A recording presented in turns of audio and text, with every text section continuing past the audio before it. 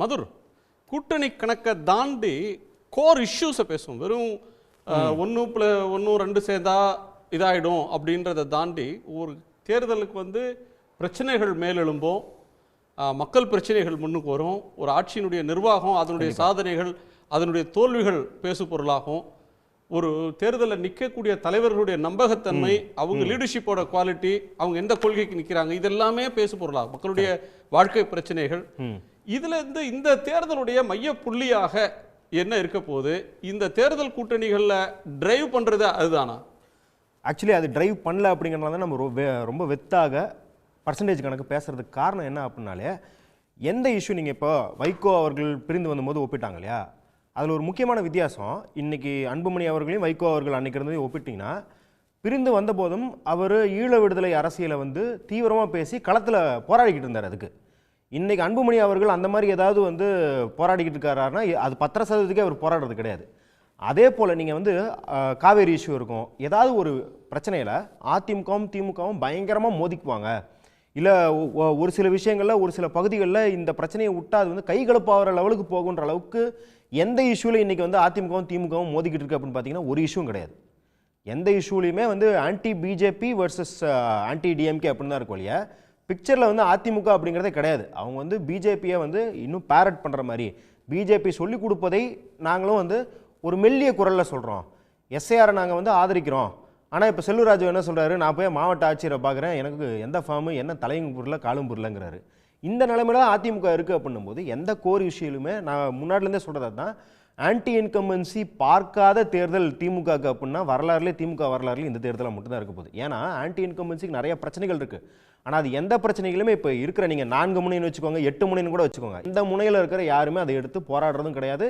திமுகவுக்கு இவர்களால் அழுத்தம் ஏற்பட்டதுன்னு ஒரு பிரச்சனையும் கிடையாது இப்போதைக்கு.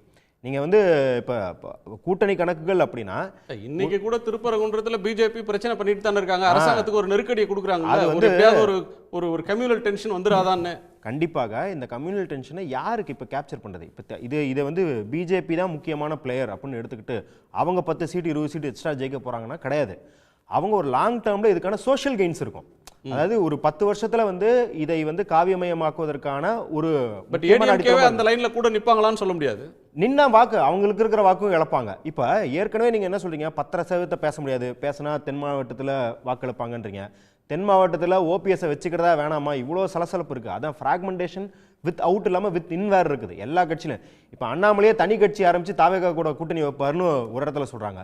இன்னொரு இடத்துல வந்து ஓபிஎஸ் வந்து அமித்ஷாவை பார்த்துட்டு வந்துட்டாரு, அவர் வந்து டிசம்பர் 10ஆம் தேதி வந்து இந்த கூட்டணியில் வந்து சேர போகிறாரு அப்படிங்கிறாங்க. இது எப்படி அப்படின்னா, இந்த லோகேஷ் கனகராஜ் படம் வரதுக்கு முன்னாடி எல்லாம் ஆன்லைனில் வந்து ஆளாளுக்கு ஒரு ஸ்க்ரீன் பிளே எழுதுவாங்க. படம் வந்ததுக்கப்புறம் பார்த்தா அந்த ஸ்க்ரீன் பிளேயோடவே இதெல்லாம் மட்டமாக இருக்கும் ஸ்க்ரீன் பிளே.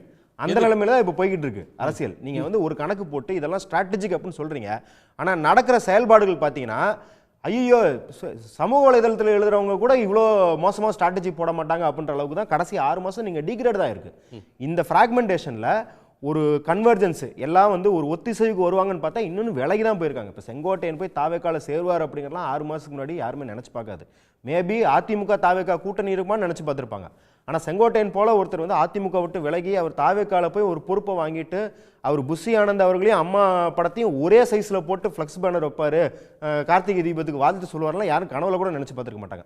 அப்போ இந்த முரண்கள் போக போக தோழர் சொன்ன மாதிரி வந்து இது ஆரம்பம் தான், கூட்டணி கணக்குகளுக்கு ஆரம்பம் தான் வழிய இது கன்க்ளூசிவாக வந்துருச்சு அப்படிலாம் எங்கேயும் சொல்ல முடியாது. அதற்கான எந்த அறிகுறியும் நம்ம பார்ப்பதில்லை.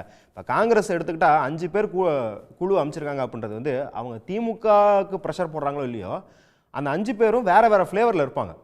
ஒருத்தர் பயங்கர ஆன்டி டிஎம்கேல இருப்பாங்க, இன்னும் ஒருத்தர் எக்ஸ்ட்ரீமாக ப்ரோ டிஎம்கேல இருப்பாங்க, ஒருத்தர் ராகுல் காந்தி க்ளோஸ் ஆனவர், ஒருத்தர் மல்லிகார்ஜுன கார்கே க்ளோஸ் ஆனவர்னு அவங்களுக்குள்ள பேலன்ஸ் பண்ணிக்கிறதுக்கு தான் இந்த 5 பேர் வழிய அது வந்து திமுகவை அழுத்தம் தருவதா இல்லை வந்து அவுட்கம் எதுவும் பெருசா மாற்ற போதா அப்படின்னு தெரியல. இப்போ நீங்கள் வந்துட்டு கூட்டணியில யாரோட சேர்றாங்க அப்படின்னு ஒரு முடிவாயிடுச்சுன்னு சொல்லி அவங்க ஒரு தலைமை ஒரு முடிவெடுத்து ஒரு லைன்ல போயிட்டாங்கன்னா அது ஒரு சீட் கூடுதா குறையுதா அப்படின்றதெல்லாம் வந்து அது பேசி ஒரு கட்டத்தில் செட்டில் ஆகிடும். பட் நம்ம திரும்ப பேச வேண்டியது ஒரு அலையன்ஸுக்கு தேவை கெமிஸ்ட்ரி, ஒரு அலையன்ஸ் எடுக்கக்கூடிய இஷ்யூஸ். இப்போ திமுக காங்கிரஸ் கம்யூனிஸ்டுகள் விசிக மதிமுக இடது நம்ம இஸ்லாமிய அமைப்புகள் இருக்கிற ஒரு கூட்டணி இருக்குன்னா இப்போ மண் மொழி மானம் காப்போம் ஒன்றிய அரசு எங்களுக்கு வந்து வஞ்சிக்கிறது, தமிழ்நாட்டோட வளர்ச்சியை முடக்குகிறது, மாநில உரிமைக்காக நாங்கள் நிற்கிறோம், பிஜேபி ஏடிஎம்கே வந்தால் டெல்லிக்கு மீண்டும் ஒரு அடிமை சாசனம் எழுதி கொடுத்தது மாதிரி ஆகிடும், இப்படி ஒரு டோனில் அவங்க கேம்பெயின் இருக்கு. டிஎம்கே கவர்மெண்ட்டுடைய ஃபெயிலியர்ஸ், இப்போ விலைவாசி அதிகமாகிடுச்சு, சொத்து வரி அதிகமாகிடுச்சு, பெண்களுக்கு பாதுகாப்பு இல்லை, இப்படி பல விஷயங்களை முன்னிறுத்தி ஏடிஎம்கே கேம்பெயின் பண்றாங்க. திரு எடப்பாடி பழனிசாமி கேம்பெயின் பண்றாரு. விஜய் ரெண்டு பேரையும் விமர்சிக்கிறதா சொல்றாரு, ஆனா திமுக அட்டாக் தான் முழுமையா இருக்கு. சோ எந்த பிரச்சனைகளை முன்னிறுத்தி ஒரு அலையன்ஸ் நிக்க போகுது, அது எது மக்கள்கிட்ட எடுபடும், எது அந்த அலையன்ஸ்க்குள்ள ஒரு கெமிஸ்ட்ரியை கொண்டு வரும்? அதாவது இப்போ நீங்க பாத்தீங்கன்னா ஒரு பொதுவான சிவில் சொசைட்டி பிரச்சனை தான் ஒரு அலையன்ஸை பைண்ட் பண்ண முடியும். இப்போ 2011 எலக்ட்ரிசிட்டி பிரச்சனை அப்படிங்கிறது வந்து எலக்ட்ரிசிட்டி தட்டுப்பாடுங்கிறது ஒரு பொதுவான சிவில் சொசைட்டி பிரச்சனை. அதை வந்து அதிமுக கையில் எடுத்தும் போது அது வந்து அவங்களுக்கான எலக்டோரல் கெயின்ஸ் அதுலேருந்து பயன் பெற்றாங்க. இன்றைக்கி அப்படி வந்து மக்கள் எல்லோருமே பாதிக்கப்படுற ஒரு இஷ்யூவை இவங்க இனிமேல் தான் வந்து ஆர்டிகுலேட்டாக பண்ணணும். இதுக்கு முன்னாடி 2 வருஷமாக வச்சிருந்து இப்போ சே நோ டு ட்ரக்ஸ் அப்படின்னு சொல்லியிருந்தாங்க. அந்த சே நோ டு ட்ரக்ஸ் அப்படிங்கிற கேம்பெயின் எங்கே போச்சுன்னு இப்போ அவங்களுக்கே தெரியாது. அவங்களோட ட்விட்டர் ஐடியில் மட்டும்தான் இருக்கும் இல்லையா சே நோ டு ட்ரக்ஸுங்கிறது கேம்பெயின் வந்து அதிமுக காரங்களே பல இடத்துல கைதானதுக்கப்புறம் அவங்களே அந்த கேம்பெயினை விட்டுட்டாங்க. இன்றைக்கி வந்து பெண்கள் பாதுகாப்பு அப்படின்றாங்க. இந்த பெண்கள் பாதுகாப்புக்காக அதிமுக செய்த போராட்டங்கள் என்ன? இல்லை யாராவது ஒருத்தர் இப்போ ஏதாவது ஒரு விஷயம் இப்போ வந்து நிர்பயா அப்படின்ற ஒரு முகம் இருந்தது, பாஜகவுக்கு கேம்பெயின் பண்ண, காங்கிரஸ்க்கு தான் கேம்பெயின் பண்ண நிர்பயான்ற ஒரு ஸ்லோகன் இருந்தது. இப்போ நீட் அப்படின்னா அனிதா அப்படிங்கிற ஒரு ஸ்லோகன் இருக்குது. அப்போ இது போன்ற ஒரு இஷ்யூ நான் வந்து இதை ஒரு தனிநபரை வைத்து அவர்களை சுரண்ட வேணும் அப்படின்னு சொல்லல. ஆனால் எப்பயுமே ஒரு பொதுவான இஷ்யூ வந்து மக்கள்கிட்ட எடுபடணும்னா இந்த மாதிரியான முழக்கத்துக்கான ஒரு இமேஜ் தேவைப்படுது. அந்த இமேஜ் வந்து அதிமுகவுக்கு எந்த இஷ்யூலையும் கிடையாது இப்போதைக்கு. ஒரு சொல்கிறதுக்கு ஏற்ற மாதிரி தான் எதிர்கட்சிகள் வந்து ஒரு நேரட்டிவ் செட் பண்ணுறதுல ஃபெயிலியர், ஆப்ஜெக்ட் ஃபெயிலியர். நிறைய விஷயங்கள் இருக்குது. ஆனால் எலெக்ஷனுக்கு முன்னாடி நீங்கள் என்ன மாதிரியான இந்த ஆன்டி இன்கம்பரன்ஸை ஹார்வெஸ்ட் பண்ணுற மாதிரி என்ன மாதிரியான ஒரு நேரட்டிவை கொண்டு போகிறீங்க? இல்லை நீங்கள் அப்படி பார்க்குறீங்க. நான் இன்னொரு கோணத்தில் ஒரு மாற்று பார்வையை சொல்கிறேன். இப்போ வந்து திமுக அரசு இருக்குது அப்படின்னா திமுக மட்டும் தன்னுடைய சாதனைகளை சொல்லிட்டு இருக்கு. இப்போ கூட்டணியில் இருக்கிற மற்ற கட்சிகள் ஆட்சியின் சாதனைகளை தேர்தல் பரப்புரையில் வேணா சொல்லலாமே தவிர இந்த நாளில் அவங்க யாரும் பெருசாக பேசுறதில்லை. எதிர்முகாமில் ஏடிஎம்கேவோட முன்னணி தலைவர்கள் நாள்தோறும் திமுக விமர்சிக்கிறாங்க. பிஜேபி அது நயினார் நாகேந்திரனாக இருக்கலாம், தமிழிசையாக இருக்கலாம், வானதியாக இருக்கலாம், ஆர் அண்ணாமலையாக இருக்கலாம், திமுக ஆட்சியை நாள்தோறும் சோசியல் மீடியாலையும் மற்றதில் விமர்சிக்கிறாங்க. இன்னொரு பக்கம் விஜய் அவருடைய விர்ச்சுவல் வாரியர்ஸ் திமுக ஆட்சியின் மீதான எதிர்பரப்புரையை செஞ்சுட்டு இருக்காங்க. இப்போ மழையில் ஒரு ரோடு மோசம் அப்படின்னா அதை ஒருத்தங்க அந்த ஃபோட்டோ ஏடிஎம்கே எடுத்தாங்கன்னாலோ அல்லது ஒரு கட்சிக்காரங்க போட்டாங்கன்னா அது எந்த கட்சி போடுதுன்னு பார்க்கறது இல்லை. திமுகவை எதிர்க்கக்கூடிய எல்லா சக்திகளும் அதற்கு எதிரான பரப்புரையை ஆம்பிளிஃபை பண்ணுறாங்க. இல்லை அப்படி அதை ஒத்துக்கிறேன். They're trying to build a narrative. ஆனால் ஒரு டாமினன்ட் நேரேட்டிவ் அவங்களால கொண்டு வர முடியலங்கிறத நான் சொல்றேன். Single dominant. ஆமாம். இல்லை இப்போ 2015 மழை எவ்வளோ மிஸ்மேனேஜ்மெண்ட் பார்த்துருக்கோம். சிஏஜி அறிக்கை மேன்மேட் டிசாஸ்டர்னு சொன்ன ஒரு இருந்தாலும் ஆப்போசிஷன் ஃப்ராக்மெண்டடாக இருக்கும்போது 2016 அது எதுவுமே பாதிக்கலையே.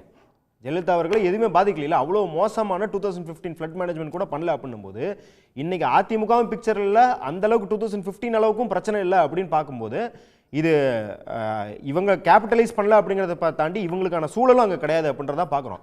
இதை தாண்டி திமுகவை எதிர்ப்பு இவங்களுக்குன்னு சில பாயிண்ட்ஸ் இருக்கும். அது எல்லாமே இவங்க பாஜகவோடு இருப்பதனால் அதை செய்ய முடியவில்லை. இப்போ வக் சட்டத்தை எடுத்துக்காங்க. வக் சட்டம் திமுக எதிர்ப்பதை விட நாங்கள் தான் வந்து அதிகமாக எதிர்க்கிறோம் அப்படிங்கிற ஒரு ஸ்பேஸ் வந்து அதிமுகவுக்கு இருந்தது. பாஜக கூட்டணிக்கு போகிறதுக்கு முன்னாடி அந்த ஸ்பேஸை கேப்சர் பண்ணுறதுக்கான சாத்தியக்கூறுகள் இருந்தது.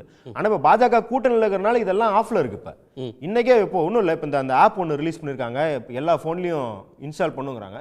இது சும்மா அவங்க தீனி போட்டுக்கிட்டே இருக்காங்க. இப்போ டிஎம்கே, காங்கிரஸ், கம்யூனிஸ்ட் தரப்புக்கு எதிர அரசியல் பண்ணுறதுக்கு எஸ்ஐஆர் இருக்குது, இந்த ஆப் இருக்குது, அது இருக்குன்னு மாதம் ஏதாவது ஒன்று வந்துக்கிட்டே இருக்கு. ஒன்று வர இன்னொரு பக்கம் இபிஎஸ்க்கு டோர் க்ளோஸ் ஆகிக்கிட்டே இருக்கு.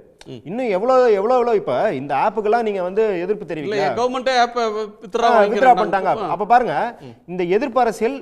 இப்போ எஸ்ஐஆர் அறிவிச்சா அது திமுகவுக்கு கள அரசியல் செய்வதற்கு 6 மாசத்துக்கு முன்னாடி இடம் கொடுத்த மாதிரி தான் இருக்குது. அந்த இடத்த கூட அதிமுக கேபிட்டலைஸ் பண்ணிக்க முடியாத நிலைமையில இருக்குது அப்படின்ற ஒரு விஷயம் இன்னொன்று கேட்கணும். ஒரு incumbency, anti incumbency, bro incumbency, anti incumbency. Nitish Kumar கவர்மெண்ட்டுக்கு ப்ரோ இன்கம்பன்சி, பினராயி விஜயன் கவர்மெண்ட்டுக்கு போன தேர்தலில் ப்ரோ இன்கம்பன்சி, மம்தா பானர்ஜிக்கு தொடர்ச்சியாக ப்ரோ இன்கம்பன்சி. நீங்கள் நவீன் பட்நாயக் கவர்மெண்ட்டுக்கு வந்து லாஸ்ட் எலெக்ஷனுக்கு முந்தின எலெக்ஷன் வரலையும் தொடர்ச்சியாக அவருக்கு ப்ரோ இன்கம்பன்சி. இப்போ இன்கம்பன்ட் அப்படின்னு ஒரு ஆட்சிக்கு எதிராக தான் அலை வீசணும் இல்லை, ஆதரவாகவும் மக்கள் இருக்கலாம் அப்படின்றதுக்கு பல உதாரணங்கள் சமகாலத்தில் இருக்கு. இந்த தேர்தலில் ஒரு டாமினன்ட் சிங்கிள் நரேட்டிவ், ஆட்சி வீழ்த்தப்படணும் அப்படின்றதுக்கு ஒரு வலுவான ஒரு விஷயத்தை ஏடிஎம்கே முன்னெடுக்க முடியலையா, அல்லது பிஜேபியோட சேர்ந்ததுனால் இப்போ ஏடிஎம்கே இப்போ திமுக அணியும் வலுவாகி அவங்க முன்வைக்கக்கூடிய பரப்புரையை எதிர்கொள்ள முடியாமல் ஒரு மைனஸில் ஏடிஎம்கேவை தள்ளுதா? காம்பினேஷன் ஆஃப் போத்துன்னு தான் சொல்கிறேன். அதாவது அவங்க அதிமுக உள்ளுக்குள்ளே இருக்கிற ஃப்ராக்மெண்டேஷனால் அவங்களாலே ஒரு வலுவான நேரேட்டிவை எடுக்க முடியல அப்படிங்கிறது ஒன்று. ஏன்னா இப்போ ஜெயலலிதா இருந்தபோது கேம்பிள் பண்ணுவாங்க அவங்களுக்கு அந்த இஷ்யூவில் வந்து சார்பு நிலை இல்லை அப்படின்னாலும் purely for anti DMK reason அவங்க வந்து ஃபுல் ஆன் போய் விளையாடுவாங்க. இப்போ பாஜகவை நீ உள்ள விட மாட்டியா, நான் தான் உள்ள விட மாட்டேன் அப்படின்னு லேடியா மோடியான்னு கேட்டவங்க அவங்க. அந்த மாதிரி கூட இவங்களால போகிற அளவுக்கு அதிமுகவுக்கு ஸ்ட்ரென்த்தும் கிடையாது. இன்னொன்று நீங்கள் சொன்ன மாதிரி ரெண்டாவது காரணம், பாஜகவோட சேர்ந்ததுனால் அவர்களால் இதை செய்யவும் முடியவில்லை. ஏன்னா அவங்க வந்து பாஜக வந்து ரொம்ப கண்ணுங்கருத்தமாக என்ன இருக்கிறாங்க அப்படின்னா, எங்களோட ரோட் மேப் அப்படிங்கிறது வந்து 2031 அதிமுக விழுங்கிட்டு நாங்கள் தான் அந்த இடத்துல இருக்கணுன்றதுல இருக்கிறாங்க. அப்போ அப்படி இருக்கும்போது பாஜகவுக்கு முரணா மட்டும் இல்லை, பாஜகவோட ஒத்துப்போகும் நேரேட்டிவ்ஸை கூட பாஜக தான் இப்போ திருப்பரங்குன்றம் எடுத்துக்கிட்டீங்கன்னா அவங்க தான் முன்னிலையிலிருந்து அதை பிரச்சாரம் பண்ண முடியும். அதிமுகவை கையில் எடுக்க விடாமல் அவர்கள் பார்த்துக்கொள்வதில் மும்முரமாக இருக்கிறாங்க அப்படின்னு தான் சொல்லுங்கள். அது காம்ப்ளிமெண்ட்ரியாக ஒன்று சொல்கிறேன். அதாவது இந்த டாமினன்ட் நேரேட்டிவ் கொண்டு வர்றது அது இது இல்லை திமுக ஆட்சியை இறக்கணும் அப்படிங்கிறத தாண்டி ஒவ்வொருத்தருக்கும் ஒரு இண்டிவிஜுவல் அஜெண்டா இருக்குது, அதுதான் ட்ரைவ் பண்ணுது. அதுக்கு ஏற்ற மாதிரி தான் இதை கொண்டு போகணும்னு நினைக்கிறேன். பிஜேபிக்கும் அதுதான் நிலைமை. திமுகவை இறக்கணுங்கிறத விட தான் எந்த அளவுக்கு இந்த எலெக்ஷனில் வந்து கெயின் பண்ணணும் இந்த மாதிரியான இதுதான் வந்து ஹெல்ப் த டிஎம்கே. உடனுக்குடன் செய்திகளை தெரிந்து கொள்ள சன் நியூஸ் பெல் ஐகானை கிளிக் பண்ணுங்க.